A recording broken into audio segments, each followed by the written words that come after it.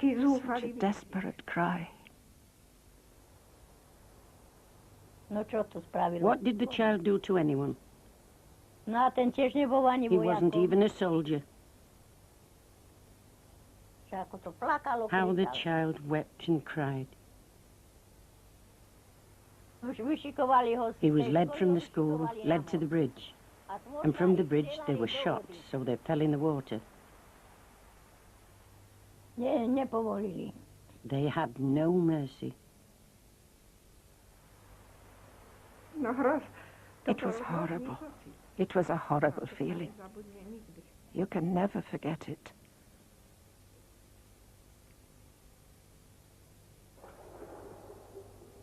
Captured German documents confirm that the Wittenmeier unit of the 14th SS Division Galician entered the village of Nizhna Bocha that day.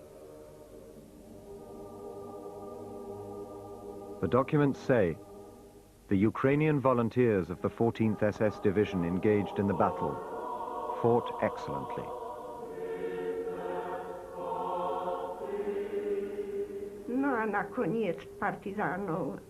They didn't find any partisans in the end, and our men had to pay for it.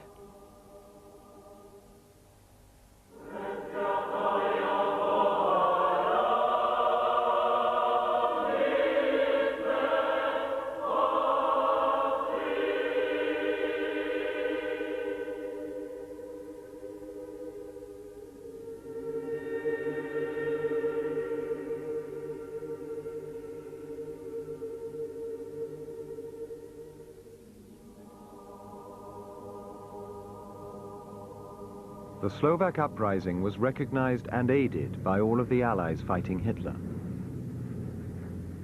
Britain, the United States and the Soviet Union all sent military missions and essential military supplies to aid the rebels.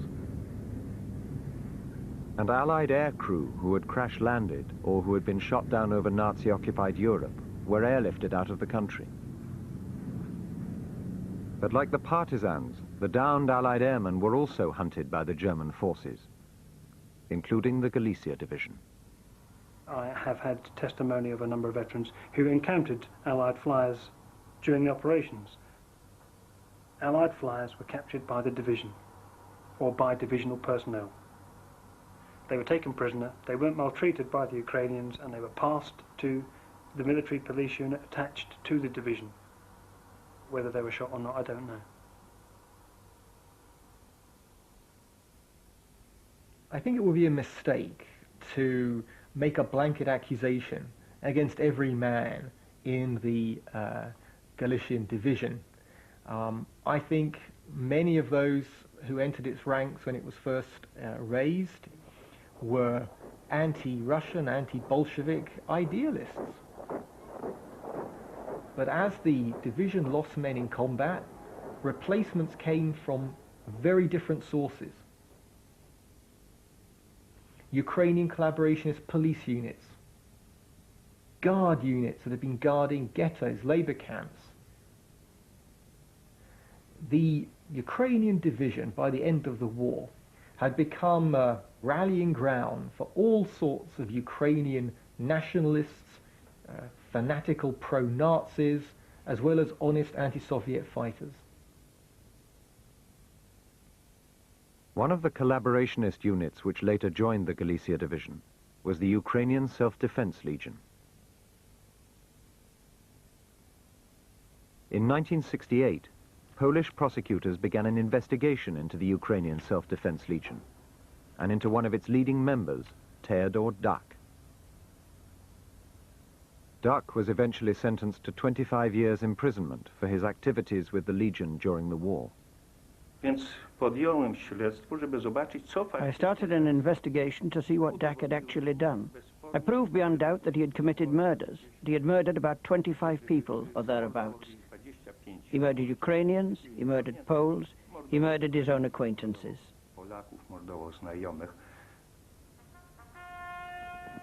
The Ukrainian Self-Defense Legion was recruited from Ukrainian nationalist partisans by members of the notorious SS murder squads, the Einsatzgruppen.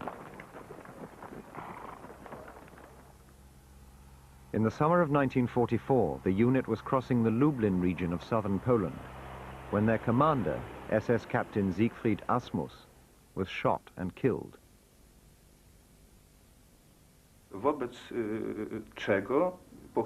As a result, after a short while, Asmus's deputy, Colonel Chichenko, decided to pacify the village of Klaniov. One former member of the unit, Vasil Malashinsky, gave evidence to a post-war trial about the attack on the village. It was like a kind of ecstasy. We burned, we shot, and we destroyed. I was shooting, and perhaps I set fire to things. I don't remember if I shot anybody. We didn't go into houses because they were already burning. I saw the bodies of men, women, and children. We didn't leave anybody alive.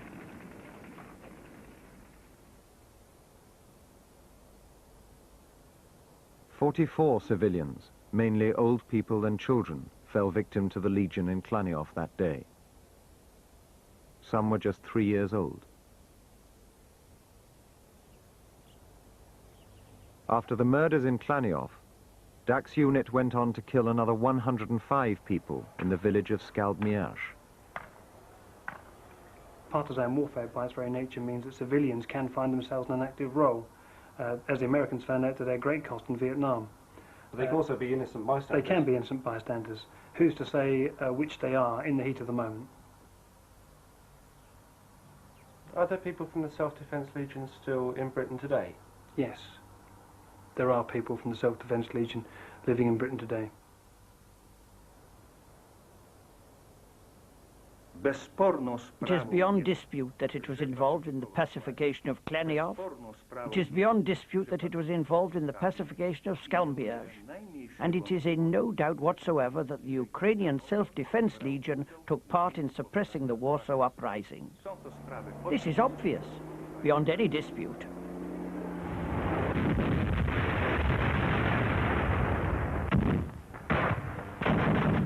Leichte Flak beschießt ein Beobachtungsnest auf einem Turm.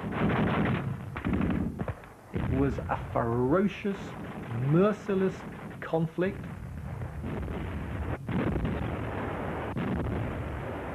Warsaw was pretty much razed to the ground. It was one of the most barbaric moments of the Second World War. Surviving members of the division who came to Britain, who settled here, always strenuously denied that any of the members of the unit had had any involvement in the suppression of the Warsaw Uprising. If there is evidence of that, it completely shatters the story that they have perpetuated. This unit roster of the Ukrainian Self-Defense Legion confirms that they saw action fighting for the Germans in Warsaw. 3 months later, Theodor Dak and the Self-Defense Legion joined the SS Division Galizien.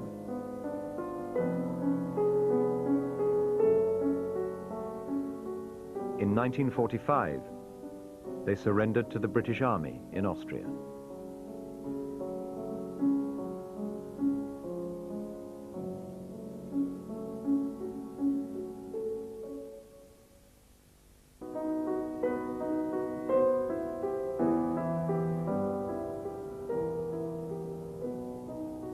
In the last days of the war, the British Army was pushing into Austria, where they discovered thousands of Ukrainians in German military uniforms.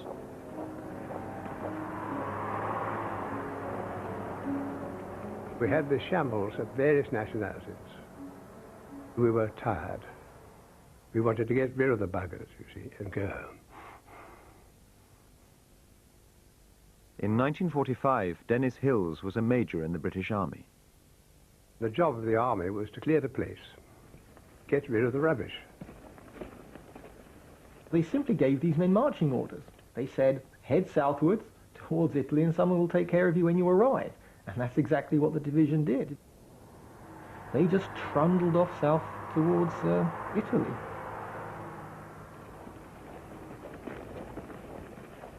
Ukrainians were put into a camp at Rimini.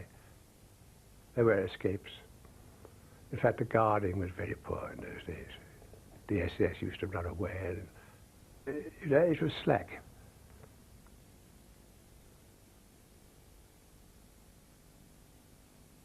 Under the agreement reached with the Soviet Union at Yalta, the British were committed to sending back all Soviet citizens captured in German army uniform or who had served the Third Reich in any capacity.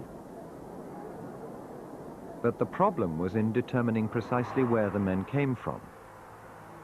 If they were from eastern Ukraine, which before the war had been under Soviet rule, they were liable to be deported. But if they came from western Ukraine, which before the war had been under Polish rule, they were not liable to be sent back.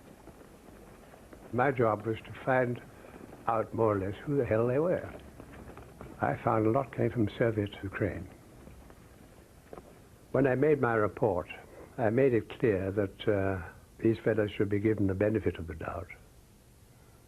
They should not be repatriated. In the summer of 1945, the Red Army sent a screening team to Rimini. I remember 4 or 5 officers that had an interpreter screening soldiers who refused to participate. They were there to check on the Ukrainians and to try to persuade us so that they could be sent back to Russia. They couldn't even get into conversation with these fellows. They were simply dumb insolents, you know.